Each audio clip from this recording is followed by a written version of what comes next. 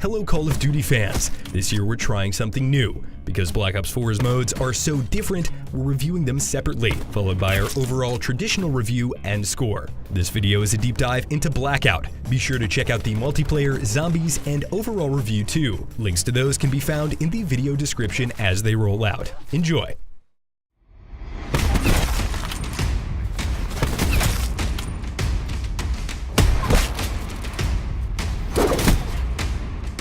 The monumental highs of victory and crushing lows of narrowly losing in Call of Duty Black Ops 4's Blackout are experiences I've had in other Battle Royale games before, but the road to these memorable moments highlight a significant leap in gameplay fidelity and polish for the genre. Call of Duty's responsive and forgiving gunplay, nimble movement, and creative but practical equipment fit beautifully into the trendy last man standing format. It's not just a one-way street though, as the dynamic Battle Royale setting provides some much-needed variance and consequence to Call of Duty's, at times, superficial combat loop. I did experience and see others having technical issues that warrant concern, but when it's running smoothly, Blackout is nothing short of the most enjoyable Battle Royale I've played to date.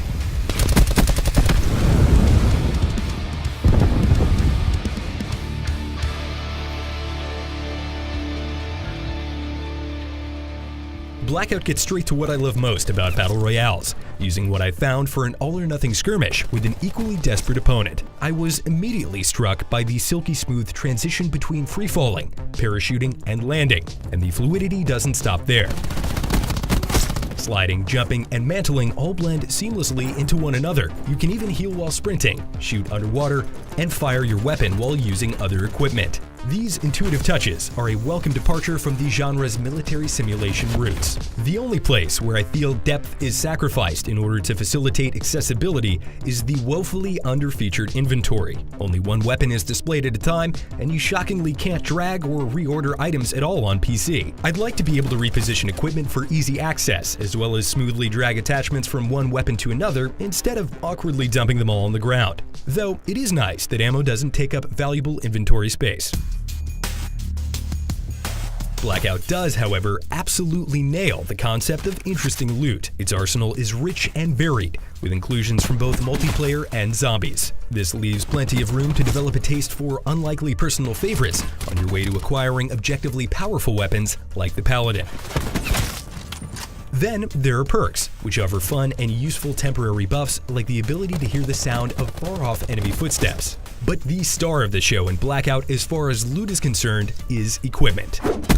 Not only is each piece of equipment fun and practical, but together they keep encounters with other players feeling fresh. The grapple gun, for instance, can be used to escape from an otherwise hopeless situation or close a gap to pull off an unlikely revive. Landing a well-placed sensor dart in the final circle felt almost as good as firing the game-winning shot, and the inevitable late-game barrage of flashbangs and grenades you know and love from other Battle Royales can even be thwarted with a well-placed trophy system. The result of this cornucopia of loot is a map littered with appealing variables that each offer unique gameplay opportunities. The map itself is a sort of greatest hits of the Black Ops series. Original elements are cleverly combined with iconic locales like Nuketown, Array, and Turbine. Though it didn't always happen, I absolutely loved when the final circle closed onto one of these locations, as it effectively turned that particular match into a sudden death bout on a tried and true Black Ops map. Zombies even make an appearance if you want to risk going loud for some extra loot. They're fun to fight and easy to ignore otherwise.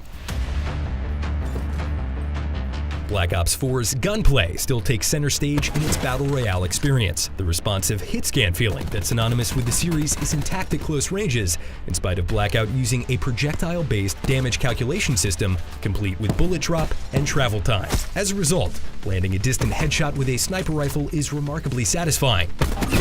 Recoil can be more random but also more forgiving than PlayerUnknown's Battlegrounds, and time to kill varies from instantaneous to the outer limits of reasonable, but for the most part feels functional. The increase in effective HP conferred by level 3 armor is significant, but Blackout offers both the information and tools to react to it. Unlike Fortnite Shield's, armor is visually and audibly readable, allowing you to figure out how to overcome that advantage before the fight begins. The puzzle of adapting and succeeding in spite of a disadvantage is the essence of why I enjoy Battle Royales so much. I do, however, take issue with the fact that an enemy's armor is almost always destroyed in the process of killing them. I had no problem restocking on ammo, healing items, and equipment reserves while looting a slain foe, but if I wanted armor, I'd have to look elsewhere. And in order to realistically keep that armor until the later stages of the match, I'd have to avoid a fight entirely. As a result, I feel like I'm being punished for partaking in my favorite part of Blackout, the combat.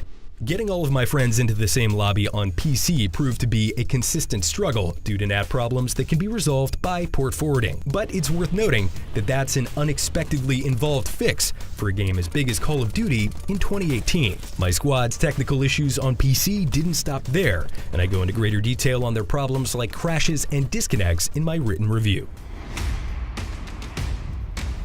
In lieu of significant innovation, Call of Duty Black Ops 4's Blackout instead presents a remarkably polished and intuitive take on the basic Battle Royale formula. Everything from the creative perks and equipment to the familiar Call of Duty locations works remarkably well in the dynamic Battle Royale space, and some elements, like the arcade shooting, are even enhanced as a result of it. The plethora of technical issues ranging from simple fixes to more involved workarounds on PC are concerning, but ultimately didn't stop me or my friends from playing and having a great time. I thoroughly look forward to playing Blackout in the months to come and hope that Call of Duty's annualized release cadence doesn't interfere with the frequency and longevity of post-launch support that I expect from the genre. Be sure to check out the overall traditional review on IGN.com. If you enjoyed the video, shoot me a follow on Twitter @ThugandDuggan. For all things Battle Royales, keep it right here on IGN.